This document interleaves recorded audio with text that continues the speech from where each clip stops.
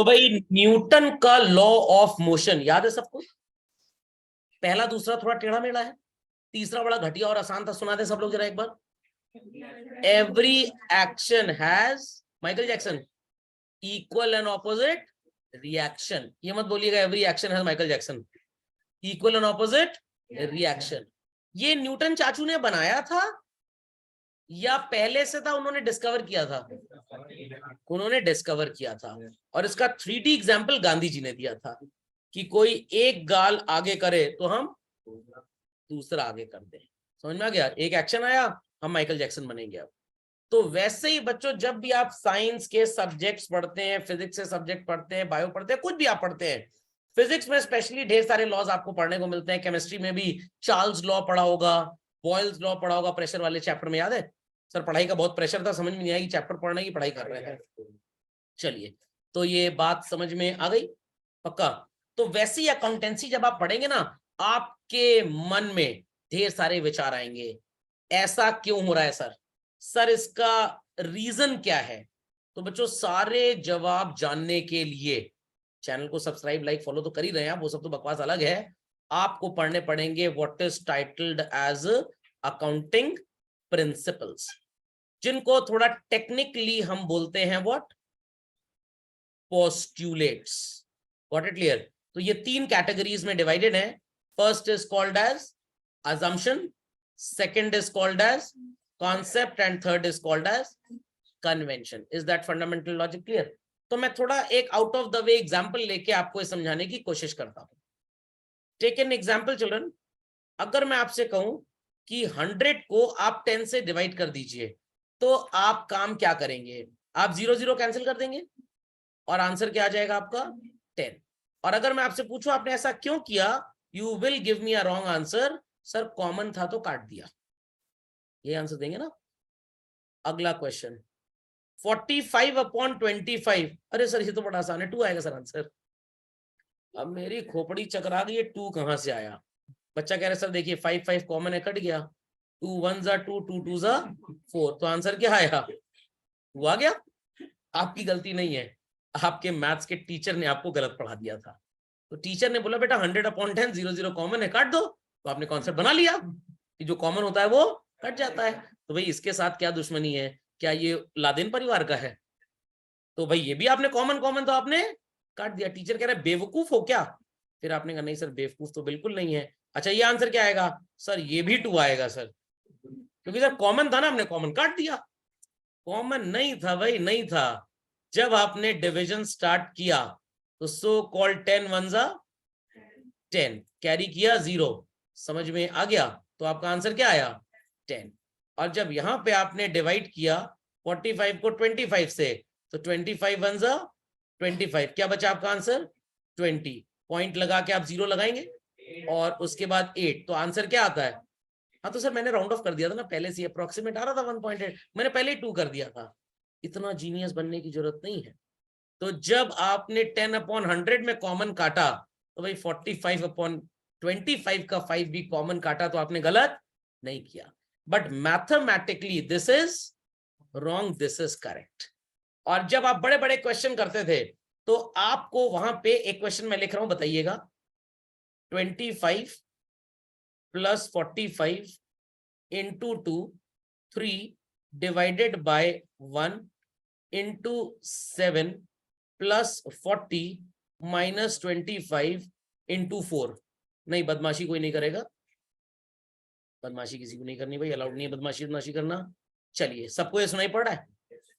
तो अगर मैं बोलूं कि पहले 25 + 45 कर दो, क्यों सर? हम तो यही करेंगे सर। सर सब बराबर है सर, गांधी जी की आत्मा है मेरे अंदर सर। सर नहीं सर, मेरे अंदर गांधी जी की आत्मा है सर। जो पहले आया पहले पाया, first come first serve basis पे हम इसको करेंगे। आप कर सकते हैं first come first serve basis पे। सर इनको ठंडी लग रही सर, पहले इनको निपटा दीजिए, इनको घर भेज दीजिए। सर देखिए इंजन एकदम आगे होता है सर, पहले देखिए ड्राइवर है कि नहीं है। जब ये चीजें बनी, तो ढेर सारे लोगों ने न्यूमरस आंसर्स दिए, सबके आंसर अलग अलग थे। Who is going to decide कि सही क्या है? नहीं, बकवास is not permitted in the class basically. इसका आंसर नहीं चाहिए मेरे को, इसलिए कह रहा हूं बकवास is not permitted in the class. ठीक है, मैं पढ़ा रहा हूं तो थोड़ा पढ़ने पे ध्यान दे। लॉजिक समझ में आ गया? क्योंकि वो कहावत है ना कि फालतू बोलना भौंकने के समान और इंसान को कुकुर माना जाता है। तो कृपया करके फालतू बकवास किसी को नहीं करनी है। जब मैं आंसर मांगूंगा तब आप मेरे को आंसर देंगे, और आंसर एक्चुअली आप सबको आता है। तो ये जब लॉजिक बनाया गया इस दुनिया में, तो हर इंसान ने अलग अलग कैलकुलेशन किया। कुछ ने भाई इन दोनों को जब वी मेट कर दिया, कुछ ने इसको जब वी मेट कर दिया, कुछ ने इसको हम साथ साथ कर दिया, कुछ ने इसको कभी खुशी कभी गम कर दिया। तो भाई किसका आंसर सही माना जाएगा? बड़ी रिसर्चेस हुई, सब कुछ हुआ, तो सोचा ये गया कि एक रूल बनाया जाए। क्या रूल बनाया जाए? रूल बनाया गया बदमाश बॉडमास, ब्रैकेट की इंफॉर्मेशन पहले एडजस्ट होगी। उसके अंदर भी नाटक है सर। ओ एफ ऑफ जैसा यहां कुछ लिखा नहीं है। फिर क्या अप्लाई करेंगे गणित में? डिविजन। हाँ तो सर समझ में आ गया, पहले ब्रैकेट के अंदर डिविजन होगा। तो पहले 3/13 होगा इंटू 721, या 1 इंटू 7 होगा, और 3/7.267 आ जाएगा। पहले आप 3/13 निकालेंगे और फिर 7 से मल्टीप्लाई करके 21 कर देंगे। समझ में आया? तो ये एक स्टैंडर्ड रूल जो बनाया गया, ये पूरी दुनिया के सामने रखा गया। काफी बड़े बड़े मैथमेटिशियंस ने रिसर्च के बाद पाया, हाँ हमें ये ठीक लग रहा है, तो ये एक स्टैंडर्ड रूल बन गया। मान लीजिए कि मैंने इसको अप्लाई किया होता, तो मैं कह रहा हूं भाई हम तो हिंदुस्तानी आदमी हैं, हम करेंगे बदमाशों, हम ऑफ सबसे बाद में लगाएंगे, हम ऑफ सबसे बाद में लगाएंगे। तो सर ये बॉडमास क्यों बनाया गया? सर इसको बन सकते थे सो कॉल्ड मसडॉब, मसबॉर्ड, कुछ बना सकते थे, ऐसा ही क्यों किया गया? इसके पीछे बहुत बड़ी बड़ी रिसर्चेस होंगी, जस्टिफिकेशन होगा, that we are not going to involve ourself. तो ये लॉजिक हर बच्चा मैथ्स में फॉलो करता था, यस और नो? यस। तो सबसे पहले किसको निपटाएंगे? ब्रैकेट। फिर ऑफ यहां है नहीं, फिर किसको निपटाएंगे? डिवीजन को निपटाएंगे। डिवीजन के बाद मल्टीप्लिकेशन, एडिशन एंड सब्ट्रैक्शन। समझ में आई बात कि नहीं आई? पक्का? ऐसे ही कॉन्सेप्ट बना simple interest as well as 10,000 rupee आपने बैंक में डिपॉजिट किया, बैंक आपको 12% इंटरेस्ट देगा, तो 1 ईयर का इंटरेस्ट कितना हो गया? 1200। और आप बैंक से पैसे निकालने नहीं गए। Amount is how much children? 11,200। Bank ने अगले साल फिर 10,000 रुपी पे आपको इंटरेस्ट दे दिया, उसके अगले साल फिर 10,000 पे इंटरेस्ट दे दिया। अब कुछ जीनियस लोग बैंक पहुंच गए, उन्होंने मैनेजर से एक क्वेश्चन किया, आप हमें इंटरेस्ट क्यों देते हैं? भाई इसलिए देते हैं क्योंकि आपने पैसा जमा किया है। तो ये पैसा क्या मुर्गी का अंडा है? ये भी तो आप ही के पास पड़ा हुआ है, तो हमको 10 पे आप इंटरेस्ट क्यों दे रहे हैं जब आपके पास हमारे 11,200 रुपए पड़े हैं? तो next year mister manager please give interest on 11,200। Interest पे भी आपको इंटरेस्ट मिलेगा। तो बैंकिंग में फिनोमेना क्या आ गया? कंपाउंड इंटरेस्ट का। बात समझ में आई? तो किसी जमाने में आज से 100 साल पहले जब बैंकिंग बनी होगी, सिर्फ सिंपल इंटरेस्ट ही चला करता था। जब एक दो खगेड़ी टाइप के लोग आ गए, चूरन छाप, जिनको ज्यादा पैसे चाहिए, तो क्या बोलेंगे? Compound interest. बात समझ में आई कि नहीं आई? पक्का अंडरस्टूड दिस? तो ऐसी ढेर सारी रिसर्चेस हुई। मैं आपको एक बड़ा प्रैक्टिकल सुपर सॉलिड एग्जांपल देता हूं। आपने बच्चों जवाहरलाल नेहरू जी का एग्जांपल नाम सुना होगा, पहले प्राइम मिनिस्टर थे हमारे देश के, शायद यही है ना? ज्योग्राफी में भी पढ़ा होगा, हिस्ट्री में पढ़ा होगा, जीके में पढ़ा होगा। इनके पिताजी कौन थे? सब तो इनको अंग्रेजी में पियर्स रेड नेहरू बोलना चाहिए था। मोती मतलब पियर, लाल मतलब रेड। अब इनके ऊपर एक बड़ी भयंकर कहानी सुना रहा हूं, और ये उनको काम आएगी जिनको अपने जीवन में लॉ प्रोफेशन अडॉप्ट करना है। बहुत ध्यान से सुनिएगा। It was the time when India so called attend independence, या उसके पहले का या उसके बाद का, मतलब है ये वही 50s के आसपास की बात, पर्टिकुलर उसके बाद की तो नहीं होगी। एक लेडी के हस्बैंड ने बहुत बड़ा क्राइम कर दिया। क्या क्राइम था वो मेरे को नहीं पता। और वो लेडी ढेर सारे एडवोकेट्स के पास गई, वकीलों के पास गई कि मेरे पति को बचा लो। वकीलों ने यही बोला कि भाई केस बड़ा संगीन है, बड़ा इंटेंस केस है, हम बचा नहीं पाएंगे। तो किसी ने उस लेडी को बताया, go to mister Motilal Nehru ji, बड़े सीनियर लर्नेड एडवोकेट हैं, ये आपकी कुछ हेल्प कर देंगे। इन्होंने फाइल वाइल पलटी, देखा और हाथ जोड़ लिए कि मेरे बस की बात नहीं है कि भाई ये तो इतना भयंकर जुर्म है जिसमें तो सजा होगी ही होगी। सजा सुनाई गई, जज साहब ने बोल दिया टू बी हैंग्ड, फांसी की सजा हो गई। और जिस दिन फांसी देनी थी तो जेलर, मैजिस्ट्रेट, एडवोकेट, डॉक्टर वगैरह वगैरह वहां पे होते हैं, मूवी देखा होगा ना।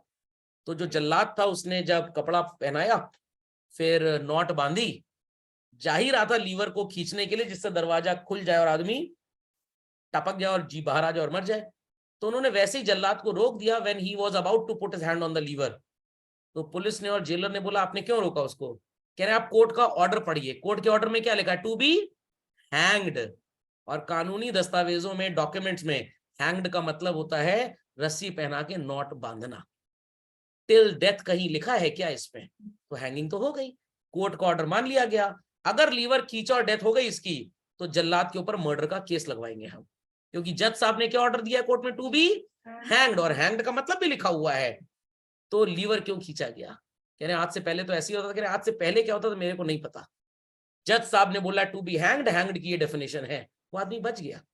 और उसके बाद से सारे जजेस जब डेथ सेंटेंस देते थे तो लिखते थे to be hanged till death, और उस पेन की निब को भी तोड़ देते थे ताकि उस ऑर्डर को उसी पेन से फिर से रेक्टिफाई या चेंज ना किया जाए। दूसरे पेन से करेंगे तो फॉरेंसिक डिपार्टमेंट पकड़ लेगा कि इसमें सो कॉल्ड पेन चेंज हुआ है। आप एक पेन से लिखिए 2-3 महीने तक उसका फ्लो बदल जाता है, नए पेन का फ्लो दूसरा होता है। तो देखिए कानून में शब्दों के साथ कैसे खेला जाता है। आपकी मम्मी ने आपको कहा जाओ देख के आओ रिक्शे वाला है कि नहीं, 2 घंटे तक आप घर ही नहीं लौटे, उन्होंने कहा हो देख रहे हैं, जब नजर आएगा तभी तो आएंगे ना, टाइम तो आपने दिया नहीं था मेरे को कि 15 मिनट में रिक्शा बुला के ले आओ। Understanding, understanding. तो वैसे ही बच्चों अकाउंटेंसी में भी कॉन्सेप्ट है, पिन पॉइंट, बड़ी क्लियर कट भाषा है और आपको भाषा के साथ ही खेलना है।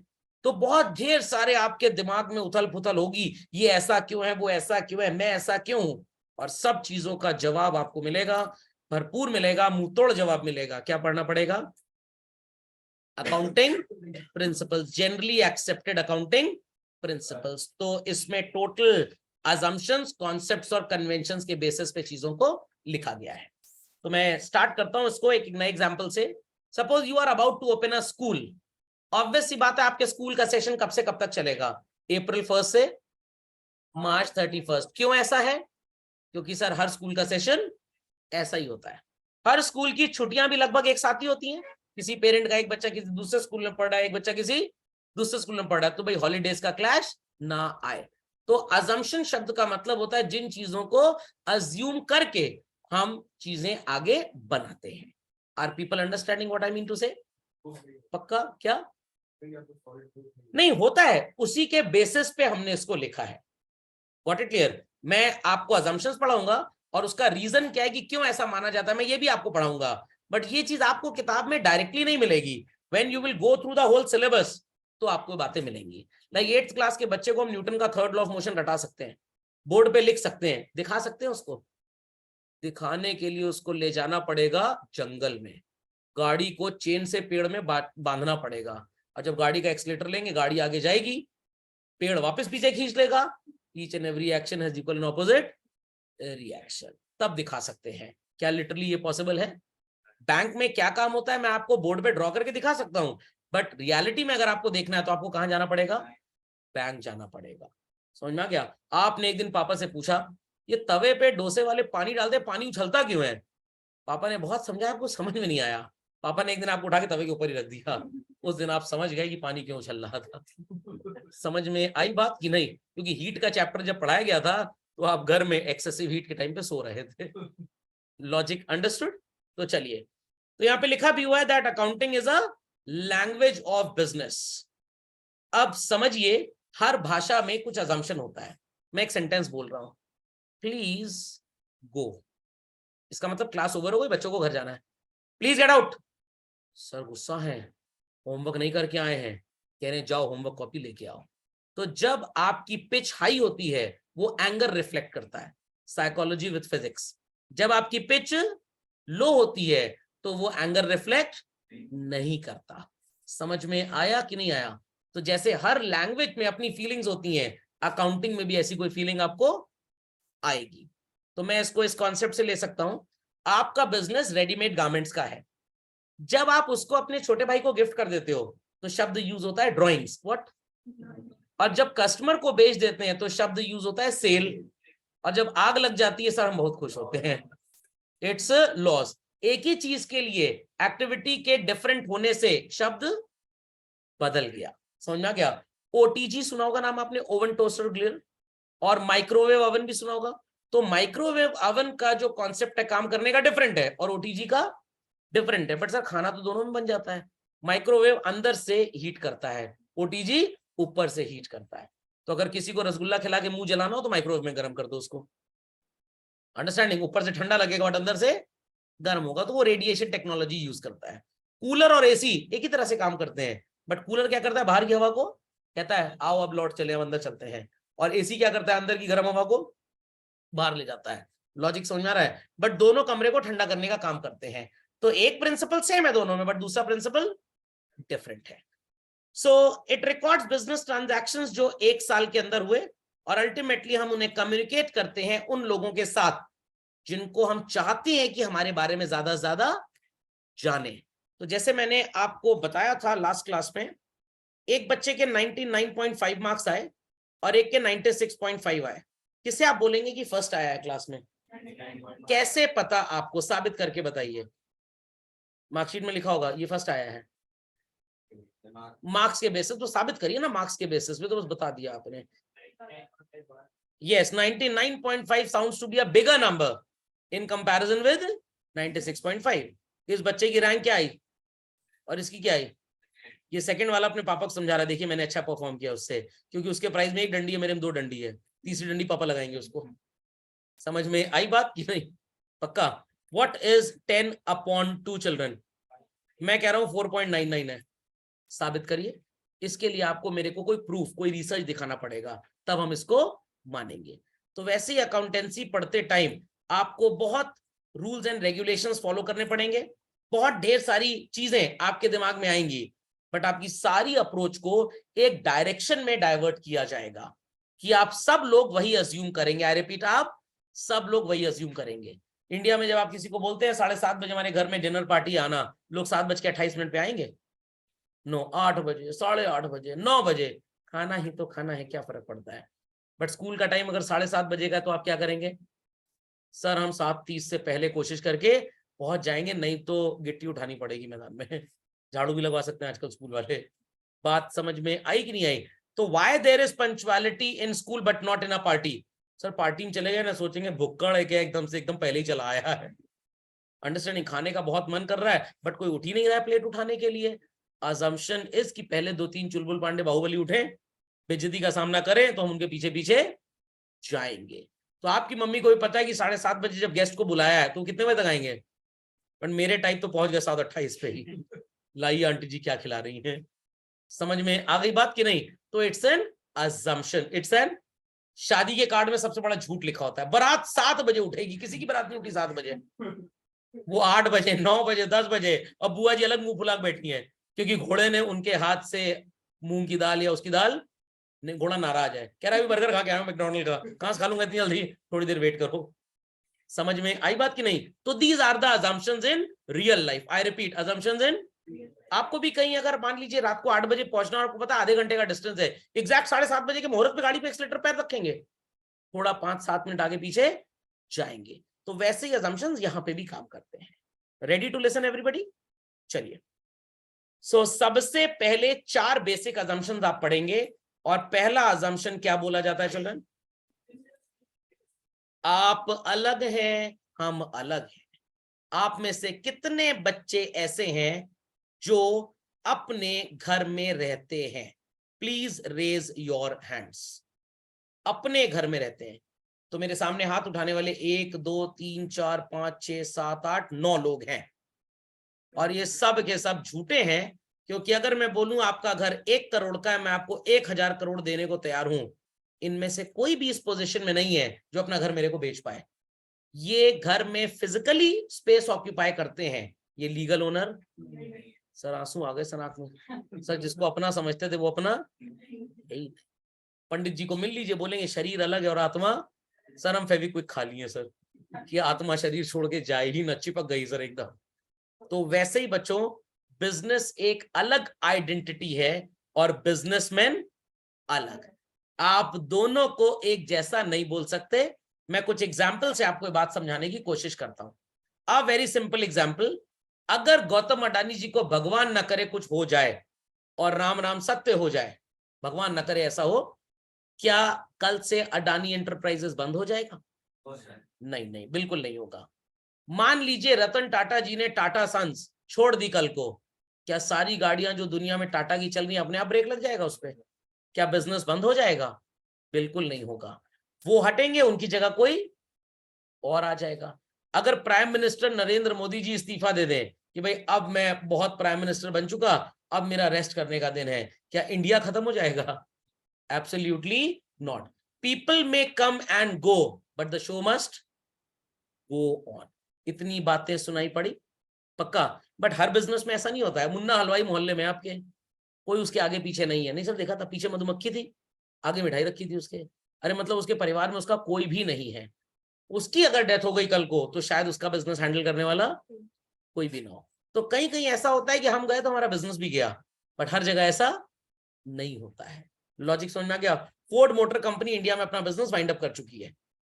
फोर्ड मस्तांग नाम की महंगी गाड़ी आज भी वो लोग बेचते हैं, बट क्या फोर्ड की व्हीकल्स की सर्विसिंग ही बंद हो गई इंडिया में? क्या उनके पार्ट्स मिलने बंद हो गए? स्टिल जो गाड़ियां मार्केट में हैं उनको सर्व करने के लिए कंपनीज अभी भी मैन्युफैक्चरिंग कर रही हैं। तो बिजनेस एंटिटी अजम्पशन सेज कि ओनर अलग होता है और बिजनेस अलग होता है। आपने विजय माल्या जी का नाम सुना? वो भागे हुए हैं। जब वो भागे हुए हैं तो क्या उनकी कंपनी में ताला गवर्नमेंट नहीं लगा सकती? क्या चाबी लेके गए साथ में? बिल्कुल नहीं लेके गए। गवर्नमेंट ताला लगा सकती है, प्रॉपर्टी बेच सकती है।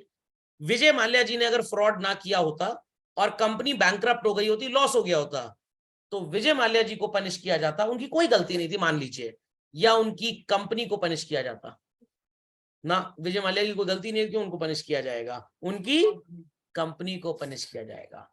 आप अगर कुछ गलत करते हैं किसी के साथ तो कोर्ट में साबित होगा कि आपका मेंटालिटी गलत करने का था या आपसे जबरदस्ती गलती करवाई गई है। Suppose you are a doctor और आपको कोई ब्लैकमेल कर रहा है कि भाई जिसको ऑपरेशन करने जाओ उसकी नस काट देना।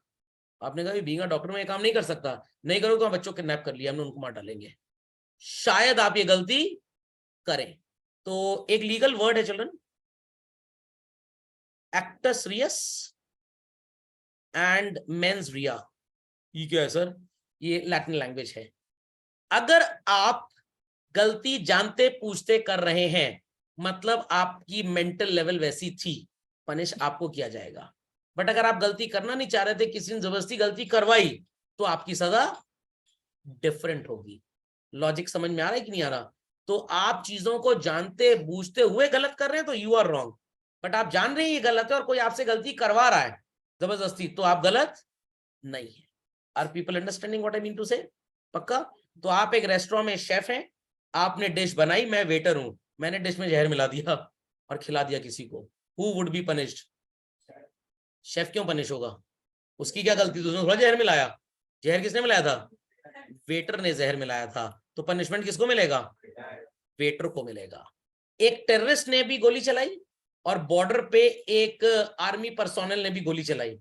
किसको इंडियन पीनल कोड के तहत मर्डर की सजा में जेल जाना पड़ेगा या अटेम्प्ट टू डेथ भी हो सकता है? क्यों? दोनों को जाना चाहिए। दोनों ने गोली चलाई, दोनों लोगों को मारा है। एक ने सेफ्टी एंड सिक्योरिटी के लिए काम किया, बट दूसरे का जो मेंटल लेवल था वो मारना था, डिस्ट्रप्शन था। बात समझ में आई?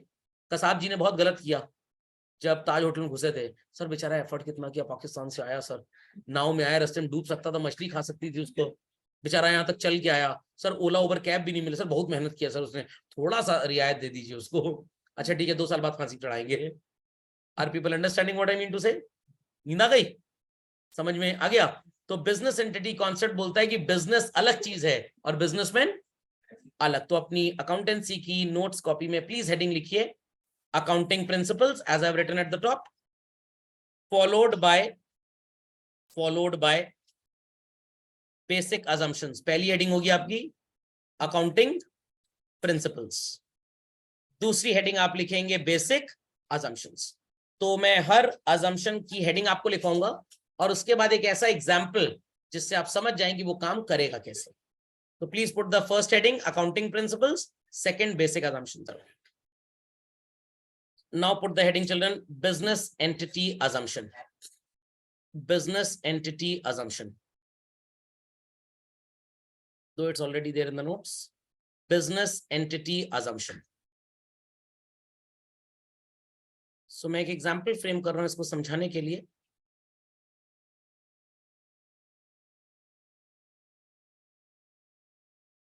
इसे आप बिजनेस एंटिटी कॉन्सेप्ट भी बोल सकते हैं.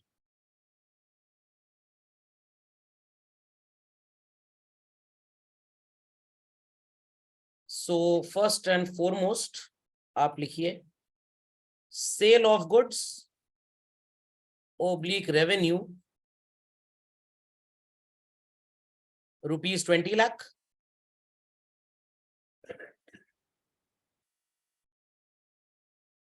less purchase of goods rupees 8 lakhs. So चलो ना, आपने 20 लाख रुपीस में सामान बेचा और आपने इसको खरीदा था 8 lakhs में. कितना डिफरेंस आएगा? Very good.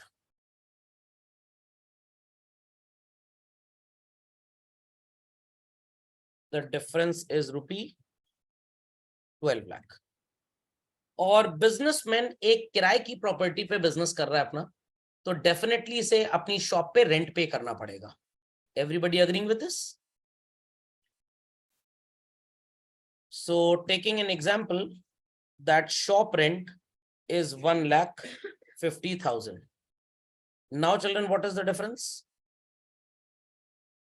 12 लाख के बाद हमने 1.5 लाख रुपए शॉप का रेंट पे कर दिया. So children, कितना आएगा ये?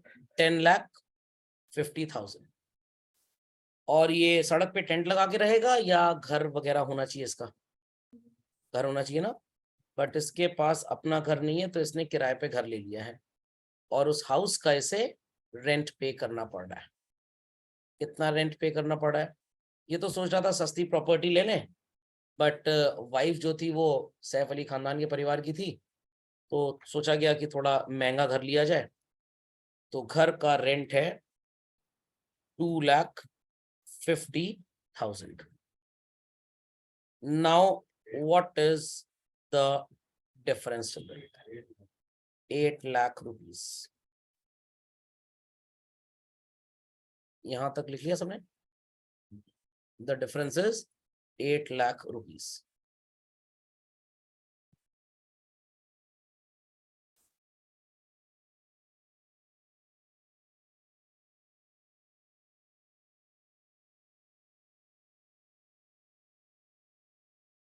Be quick to this.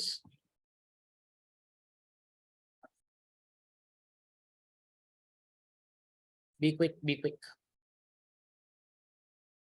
So first difference हमारा कितना रहा था? चलो 12 lakh. Second difference was 1050 and the last difference was 8 lakh. Be quick. अब आपको यहाँ पे 3 differences नजर आ रहे हैं. The first and foremost difference is rupees 12 lakh. The next one was 1050 and the last is 8 lakh. अब मैं आपसे एकदम ही आसान 2 कौड़ी का क्वेश्चन पूछने वाला हूं. इफ आई आस्क कि इसमें से प्रॉफिट का अमाउंट कौन सा है, तो क्या आप बोलेंगे सर ये पूरा 20 लाख प्रॉफिट है? Very good, excellent. क्या ये 8 लाख प्रॉफिट है चिल्ड्रन? सर ये तो हमने सामान खरीदा है सर. तो परचेज ऑफ गुड्स के लिए मैं एक वर्ड यूज कर सकता हूं, एक्सपेंस, क्योंकि एक्सपेंस की डेफिनेशन क्या थी? Short term benefit. ये बेसिक टर्म से पढ़ाया था ना. तो सर ये आएगा और बिक जाएगा तो शॉर्ट टर्म एक्सपेंस हुआ. अगर मैं आपसे बोलूं 8th क्लास की मैथ्स का क्वेश्चन, 20 लाख में जो सामान बिका वो 8 लाख में खरीदा गया था, तो 12 लाख आपका प्रॉफिट है. थोड़ा बहुत आप हाँ बोलने की कोशिश करेंगे शायद. वही सिंपल है. Cost price is 8 lakh, selling price is 20 lakh. 8 lakh में जो खरीदा 20 में उसे बेच दिया, कितना प्रॉफिट हुआ? पर सर बिजनेसमैन ने अपनी दुकान का रेंट भी दिया है, तो shop rent is also an expense. तो सर मेरे हिसाब से ये प्रॉफिट होना चाहिए। कुछ लोग बोलेंगे हाँ, कुछ लोग बोलेंगे हाँ, कुछ लोग बोलेंगे हाँ, बट कुछ कह रहे हैं नहीं नहीं नहीं सर, सर बिजनेसमैन ने अपने घर का किराया भी तो दिया है, तो सर फाइनली कितना बचा? 8 लाख। थोड़ा सा कॉमन सेंस भी लगाना पड़ेगा। ये रेंट और इस रेंट में एक डिफरेंस है, ये शॉप का रेंट है और ये हाउस रेंट है। समझ में आ गया? आपके पापा ने आपकी स्कूल फीस पे की है, it's a duty, it's a duty और इट्स अ वेलफेयर। ये ड्यूटी है उनकी। समझ में आ गया? और आपके पापा ने दुकान पे जॉब करने वाले नौकर के बेटे की भी फीस पे कर दी, ये उनकी ड्यूटी नहीं है, इट इज वेलफेयर। तो वेलफेयर और ड्यूटी में डिफरेंस होता है ना, पक्का? तो टेररिस्ट भी गोली चलाता है और आर्मी पर्सोनल भी गोली चलाता है, बट दोनों के इंटेंशंस डिफरेंट होते हैं।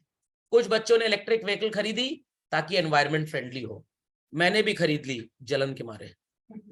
तो जेलसी में और एनवायरमेंटल फ्रेंडली होने में थोड़ा सा डिफरेंस है। कुछ लोग कह रहे हैं सर हम हरे रंग के कपड़े पहनेंगे, तेल भी हरे रंग का लगाएंगे, पाउडर भी हरे रंग का लगाएंगे।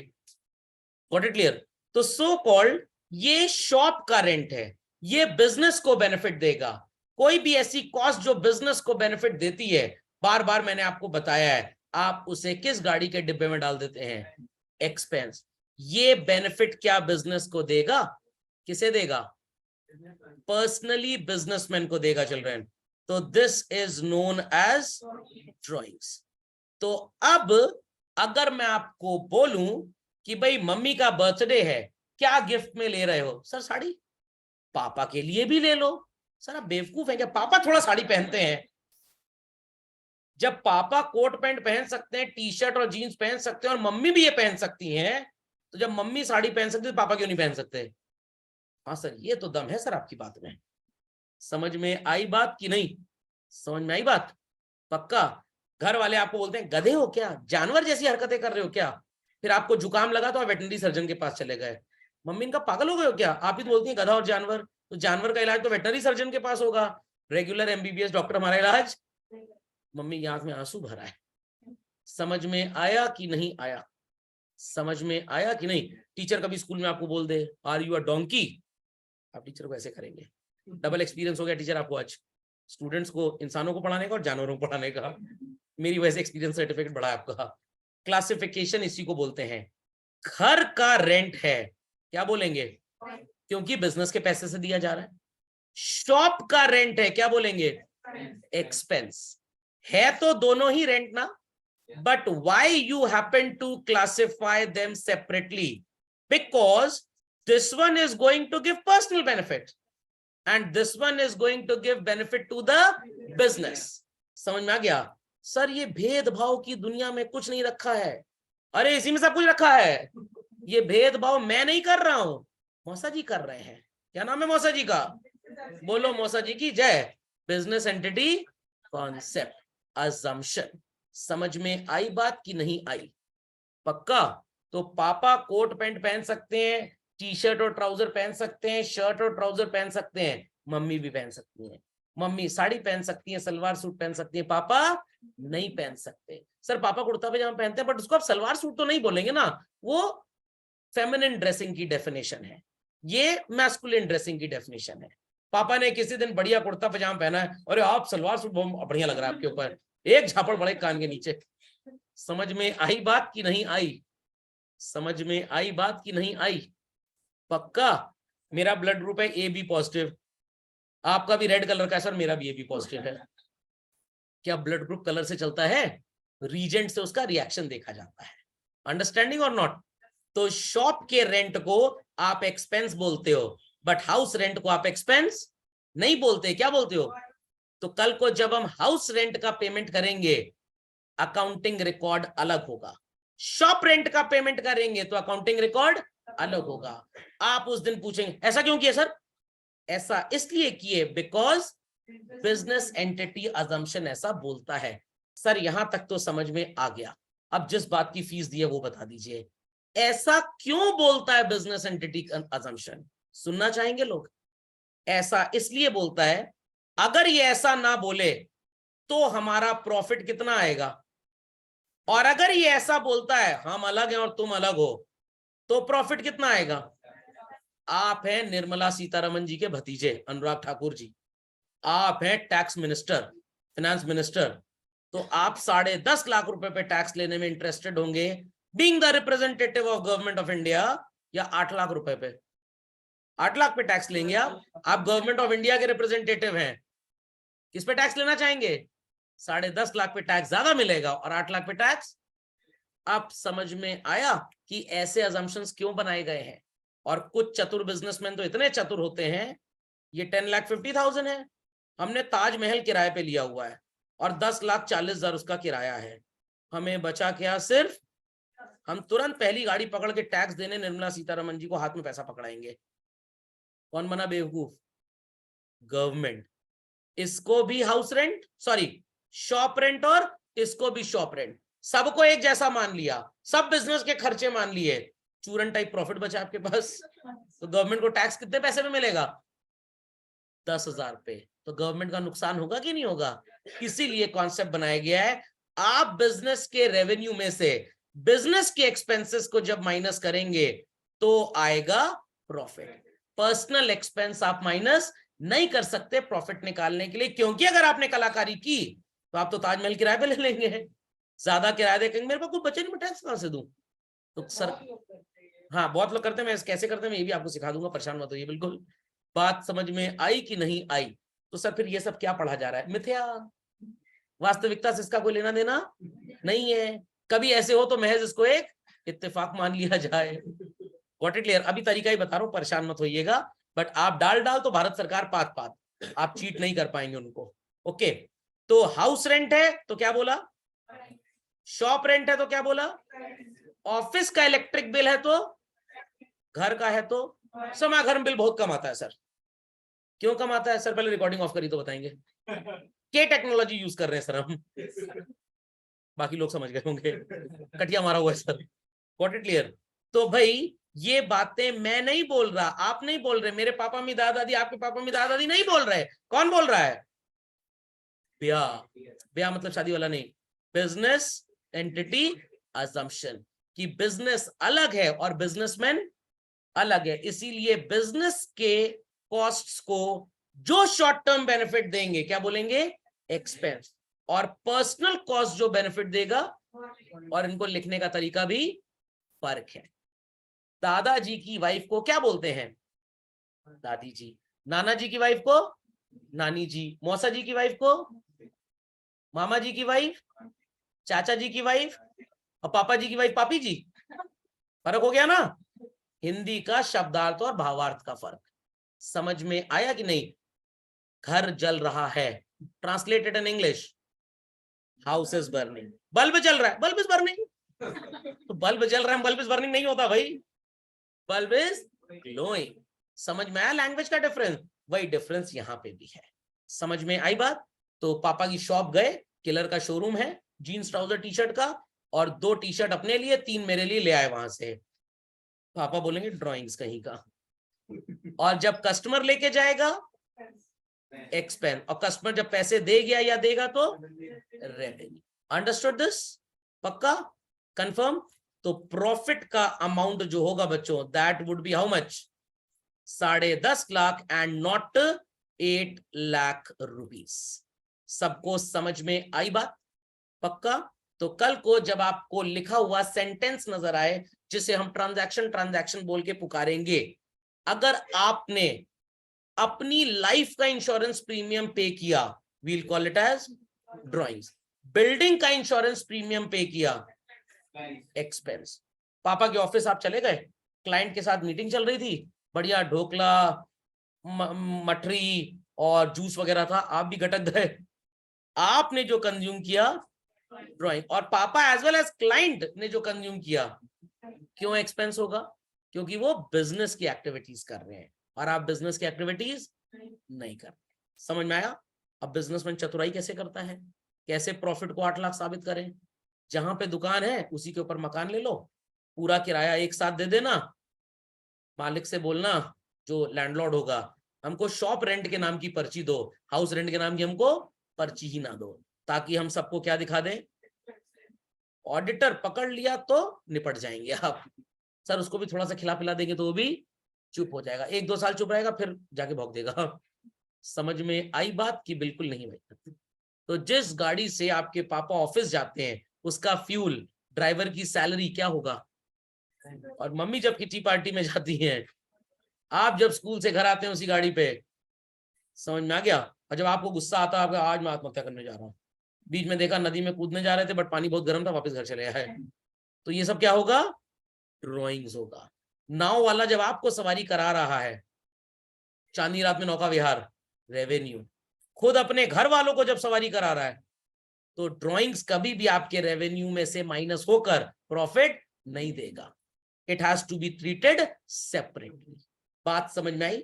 तो आने वाले टाइम में आपको नजर आएगा कि हमने कुछ सामान बेच दिया तो उसकी कॉस्ट को क्या बोलेंगे, एक्सपेंस, और कुछ हम अपने घर ले आए इस्तेमाल करने के लिए, ड्राइंग्स। तो जब ये डिफरेंस आज आप पढ़ेंगे तभी कल को अलग अलग तरीके से उसकी रिकॉर्डिंग होगी और आपसे पूछा जाएगा why they have been recorded in a different manner. Your answer would be business entity concept. घर में एंट्री किए, वो बढ़िया महक आ रही है पकवान की, नया डिनर सेट निकल रहा है, पकवान बन रहे हैं, बढ़िया फॉइल पेपर में रोटी सर्व हो रही है। आज मतलब 11-21 का जुगाड़ है, मतलब आज गेस्ट आने वाले, आज घर में क्या है, भंडारा, पार्टी है, क्या है, समझ में आई बात। और ऐसे ही मम्मी के लिए खाना पड़ा है, खाना जाके, इसका मतलब आज कोई गेस्ट नहीं आने वाले। Understood everybody? Please copyfy quickly. So let's proceed. तो यहाँ पे देखिए मैंने भी लिखा भी है, even the proprietor is treated as a creditor. उस दिन क्वेश्चन करवाया था आपसे, कुछ बच्चे क्रेडिटर बोल रहे थे तो मैंने कहा था टेक्निकली आप करेक्ट हैं बट इसके लिए एक अच्छा वर्ड है हमारे पास, and what is that, capital. समझ गए क्या?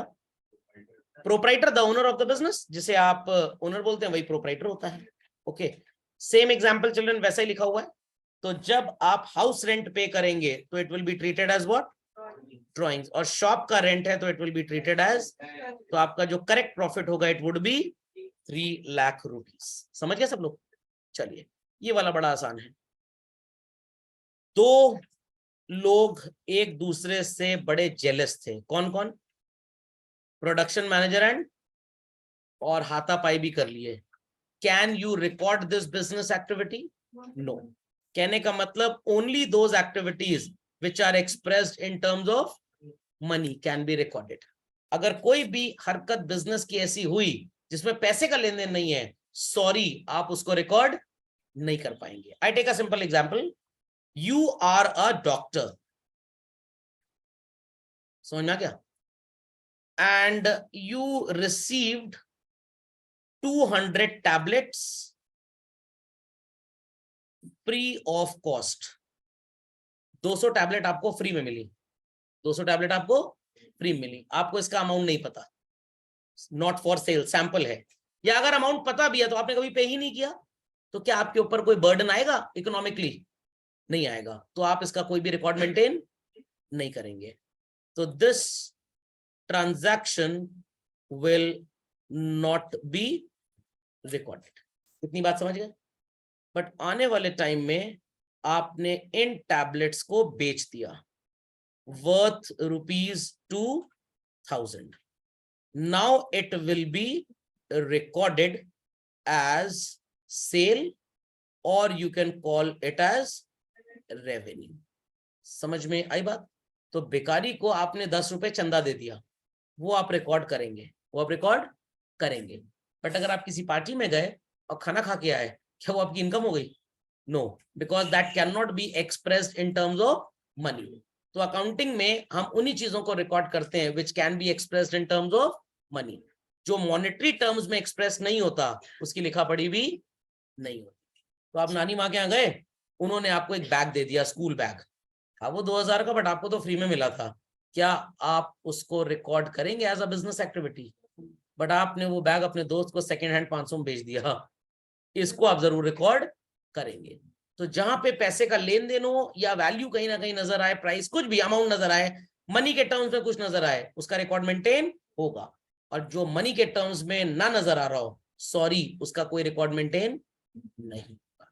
समझे बात को? हाँ शादी में गए, खाना तो 5,000 का आप लपेट गए थे, बट आपने लिफाफा तो 2100 का दिया था। सर बाकी मैं 2900 का गेन बोल दूंगा, वो 2100 का रिकॉर्ड मेंटेन होगा। शादी में जाना पर्सनल रिलेशन है, शादी में जाना तो पर्सनल रिलेशन है, पैसा दुकान से निकाला था शगुन देने के लिए, drawings, it is called as.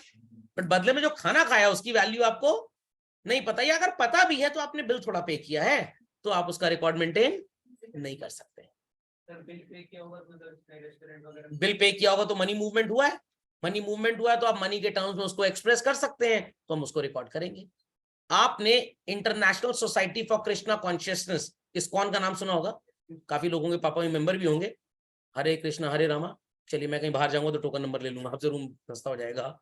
तो वहां पे आपके पापा ने 1,01,000 रुपए मेंबरशिप फीस दे दी, ये ट्रांजैक्शन रिकॉर्ड होगा, ट्रांजैक्शन रिकॉर्ड होगा, समझ में आ गया। आपके पापा ने अपने शॉप से, इलेक्ट्रॉनिक्स का इलेक्ट्रिकल्स का बिजनेस है, 5 एसी इस्कॉन वालों को गिफ्ट कर दिए, इस्कॉन इसका रिकॉर्ड नहीं मेंटेन करेगा अपनी बुक्स में कि उन्होंने खरीदा है, उन्होंने खरीदा है, क्योंकि उनको तो फ्री में मिला है, उनको फ्री मिला है, बट आपके पापा के तो पैसे लगे थे उस पे, पापा एज अ डोनेशन उसको रिकॉर्ड करेंगे।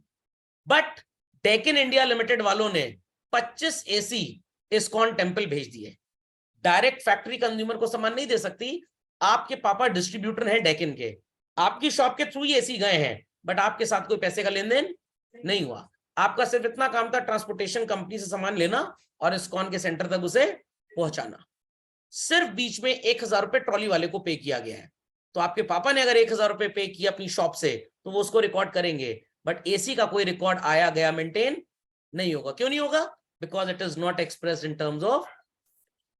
आपके स्कूल में लेनोवो और आईबीएम वाले 10 लैपटॉप टीचर्स को फ्री दे गए, नया एजुकेटिव सॉफ्टवेयर उन्होंने इंस्टॉल किया है और एक भी पैसा उन्होंने नहीं मांगा, क्या स्कूल इस इवेंट को, इस एक्टिविटी को, इस ट्रांजैक्शन की लिखा पढ़ी करेगा?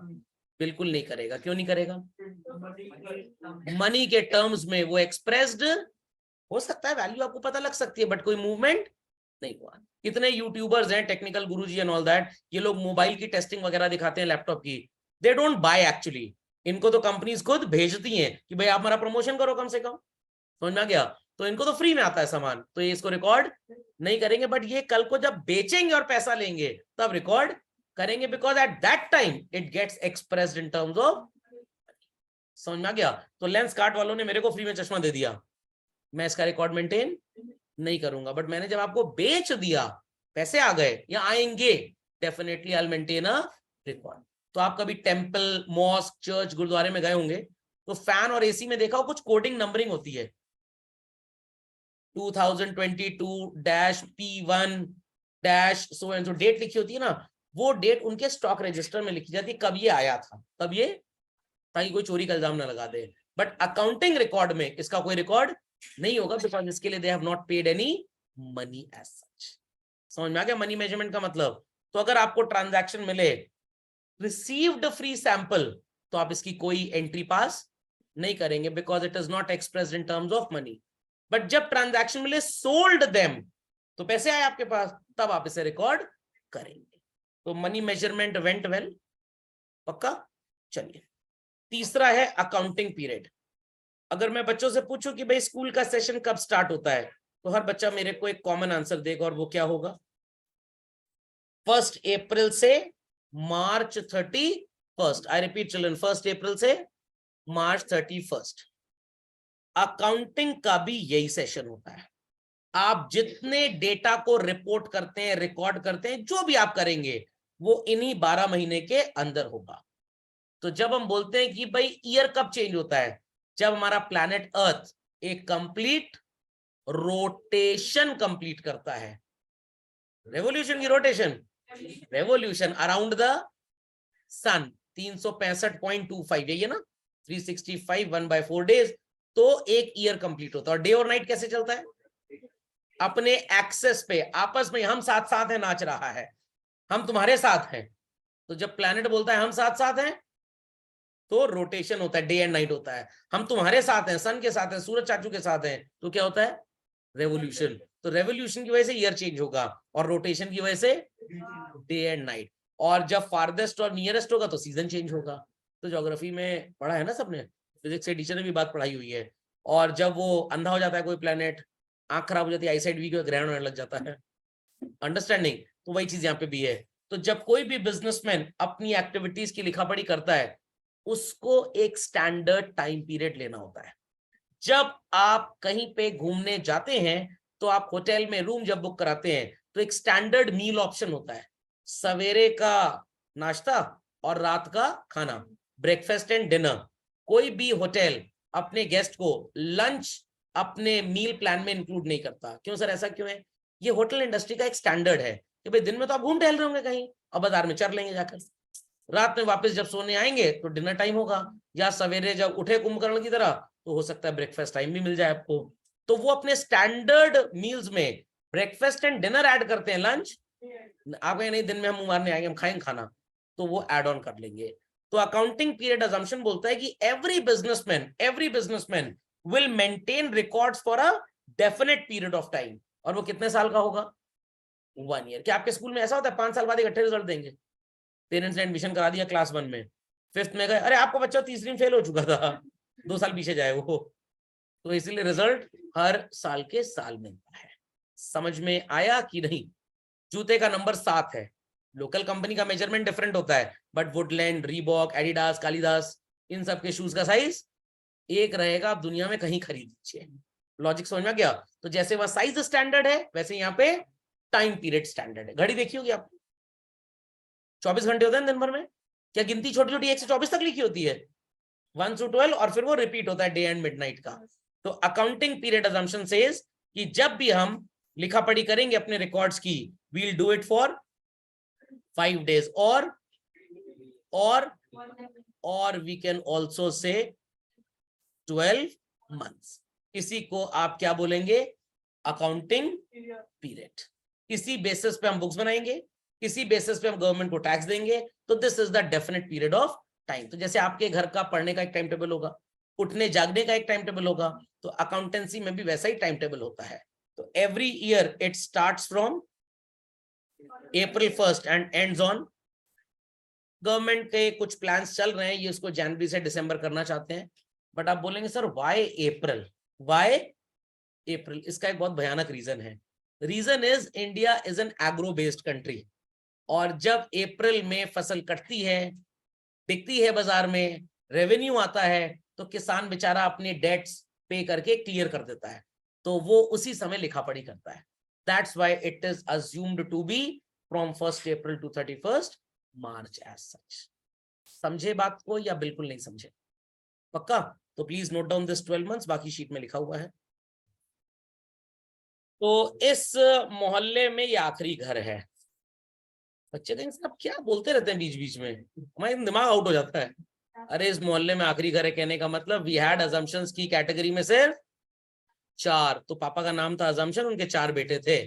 बिजनेस एंटिटी की शादी हो गई, बेटी मनी मेजरमेंट भी चली गई अपने ससुराल।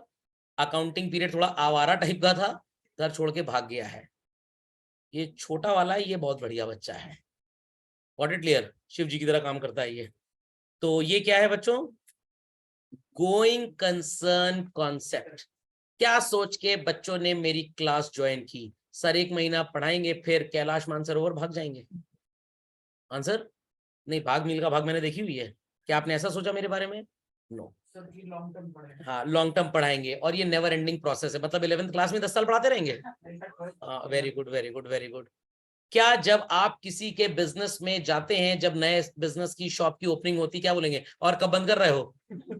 आप आशीर्वाद दे के आते हैं, ब्लेसिंग्स दे के आते हैं कि भाई आपका बिजनेस दिन दुगनी, शाम चौगनी, रात में क्वाड कोर, भोर में ऑक्टा कोर तरक्की करे। नहीं समझ में आया? ये 9nm से 5nm का जब प्रोसेसर आ जाता है सैमसंग का, तो तरक्की भी इंसान की बढ़ जाती है। समझ में आ गया? या आप क्या बोलते हैं, तुम्हारा बिजनेस 2 दिन नहीं चलेगा, चप्पल चप्पल मारेगा आपको वहां पे। तो आप बोलेंगे भाई आपका बिजनेस लॉन्ग टर्म चले। तो हर बिजनेसमैन जब भी बिजनेस सेटअप करता है, यही सोच के चलता है कि मेरा बिजनेस लॉन्ग टर्म चलेगा या बंद हो जाएगा? लॉन्ग टर्म चलेगा।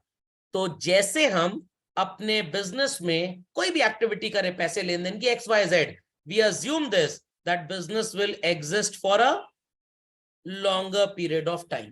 Business will exist for a longer period of time. तो हो सकता है कस्टमर ने सामान इस साल खरीदा, पैसे 2 साल बाद दे, हो सकता है सामान इस साल खरीदा, पैसे तुरंत दे दे। बट अगर आपको पता है कि आपका एक short term business, I repeat, आपका एक शॉर्ट टर्म बिजनेस है जिसको आप 2 ही महीने करने वाले हो, तो क्या बहुत ज्यादा रिकॉर्ड वगैरह आप कुछ मेंटेन करेंगे इसका? आप ऐसी कोई भी बेवकूफी नहीं करेंगे। तो बच्चों, ये अकाउंटिंग का बहुत इंपॉर्टेंट और बहुत ही बेसिक प्रिंसिपल है जो हर जगह अप्लाई होगा और इससे आप बहुत कुछ सीखेंगे। तो in full length and breadth मैं इसको अगली क्लास में आपको पढ़ाऊंगा। अभी कुछ छोटी मोटी बातें हम लोग करेंगे, समझ में आ गया? ध्यान से सुनिएगा। आपने अपने पापा के ऑफिस के लिए एक लैपटॉप खरीदा ताकि रिकॉर्ड्स वगैरह मेंटेन हो जाए, समझ में आ गया? और आपके पापा के ऑफिस में एक कैंटीन भी है एम्प्लॉइज के लिए, शुगर भी खरीदी गई है। लैपटॉप और शुगर दोनों में से आपने देखा कि ईयर के एंड तक ये लैपटॉप एग्जिस्ट कर रहा है, बट ये शुगर जनरली पूरी खत्म हो चुकी है, या अगर थोड़ी सी बची तो अगले साल खत्म हो जाएगी। किसकी लाइफ बच्चों लॉन्ग है और किसकी लाइफ शॉर्ट है? Laptop has a longer life and sugar has a, तो शुगर का स्टॉक अगर बचा है बच्चों तो हम उसे बोलेंगे करंट असेट, और लैपटॉप को हम बोलेंगे नॉन करंट। ये मैं नहीं बोल रहा हूं सर, झूठ ना बोली सर, आप ही ने बोला, अभी मेरे को बुलवाया जा रहा है। कौन बोल रहा है ये? तो गोइंग कंसर्न के 3 अजम्पशंस हैं। पहला कि business will continue for a longer period of time, और दूसरा तुम कब जियोगे हम कब मरेंगे। समझ में आया? तो butterfly has a short life और लॉन्ग लाइफ। अब पड़ोस के शर्मा अंकल, समझ में? एक दिन तो आपने बोल दिया उनके पोते को, तुम्हारे दादाजी नॉन करंट असेट है क्या? जा ही नहीं रहे हैं। समझ में आया कि नहीं? समझ में आया कि नहीं आया? नहीं समझ में आया? अरे बहुत बूढ़े हो चुके हैं, जाए इतनी दुनिया देख ली है, दूसरे को आने तो आत्मा रिसाइकिल नहीं हो पा रही है उनकी, बासी हो गई आत्मा को, शर्म करें अपने ऊपर। समझ में आ रही है बात? लाइबिलिटी हो गए, बाप रे बाप, ऐसी सोच है बच्चों की, सोच लीजिए। चलिए, तो अगर कार के शोरूम में बच्चों एक डेमो कार पार्क्ड है, तो क्या ये बेचने के लिए आई है? नो, इसकी लाइफ लॉन्ग है, तो क्या बोलेंगे इसे? बट जो बाकी गाड़ियां बिकने के लिए आई हैं वो अगर बच गई हैं तो वो करंट असेट है। तो 11th क्लास कैसे पढ़ना चाहते हैं? करंट असेट की तरह कि नॉन करंट असेट की तरह? नॉन करंट असेट की तरह, करंट असेट की तरह। बट 11th क्लास के कॉन्सेप्ट को कैसे याद रखना चाहते हैं? हाँ। तो जो बच्चा स्कूल में ना पढ़ो बोलिएगा बेटा नॉन करंट असेट ना बनो, करंट असेट बनो, ताकि इस साल अगले साल पास होके चले जाओ। समझ में आ गया? और कोई बच्चा 2-3 साल से फेल हो रहा हो, क्या बोलेंगे? एकदम नॉन करंट असेट ही हो गया तुम, लॉन्ग लाइफ एग्जिस्ट कर रहा है। बातें समझ में आई? बातें समझ में आई? तो बुक शॉप पे जो बुक्स बिकने के लिए आई हैं अभी पूरी बिक नहीं पाई हैं, क्या बोलेंगे आप उसे? लॉन्ग लिव्ड और शॉर्ट लिव्ड? तो ये करंट असेट है। और जिस शेल्फ में बुक रखी गई है, फैन लगा है शॉप पे, काउंटर है, वो लॉन्ग लिव्ड है, क्या बोलेंगे उसे? Non current asset. समझ में आ गई बात? पक्का? कंफर्म? तो अगर आपके घर में नौकर 2-3 महीने में निकाल दिए जाते हैं, चेंज हो जाते हैं, तो those employees are current asset. और शीला और मुन्नी पिछले 25 साल से काम कर रही है झाड़ू पोछे बर्तन का, non current asset. Understood this? Belonging है, बिलोंगिंग है आपकी, गॉट इट क्लियर? जो उनको सैलरी आप पे करेंगे वो एक्सपेंस होगा। ओके, मान लिया आपने खरीद ही लिया, उनको स्लेव बना लिया है, इजी। तनिष्क पे जो ज्वेलरी बिकने के लिए आई है थोड़ी सी बची है क्योंकि मैंने खरीदी नहीं, डील चल रही है, वो 50,000 करोड़ कह रहे हैं, मैं कह रहा हूँ 49,999 करोड़, 99,99,999 रुपीज ले लो, कह रहे नहीं पूरा 50 करोड़ दीजिए। तो 1 रुपए की डील फंसी हुई है बस। तो वो जो ज्वेलरी बची है that is called as what children? Stock ना। तो वो करंट एसेट होगा कि नॉन करंट होगा? Current asset. और जो झूमर लगा है जिसको लाइट जला के बेवकूफ बना के सीधे साधे कस्टमर को फंसाते हैं, एसी, कॉफी मशीन, समझ में आया कि नहीं आया? और उनका कैरेटोमीटर, कैरेटोमीटर जिसमें प्योरिटी चेक करते हैं गोल्ड की, non current, very good. Computer जिसमें बिलिंग करते हैं, समझ में आई बात? शोकेस, खोपड़े में बात गई। बट हर दिन अगर तनिष पे डाका डल रहा है तो सब करंट एसेट है सर, सबकी लाइफ शॉर्ट हो गई है। अंडरस्टैंडिंग? तो पढ़ाई लिखाई करिए, कहीं पे घर वाले आपको करंट असेट ना बना दे। ये बच्चा था, सर की कंप्लेंट पहुंची, चला गया। चलिए, तो तीसरा एग्जाम्पल गोइंग कंसर्न कंसेप्ट का अगले क्लास में किया जाएगा। इसको एक बार फिर से रिपीट भी हम करेंगे, वीडियो अपलोड हो जाएगा। अच्छा तो लगा ही होगा, अंगूठा दबा दीजिएगा ऊपर वाला। ठीक, चलिए।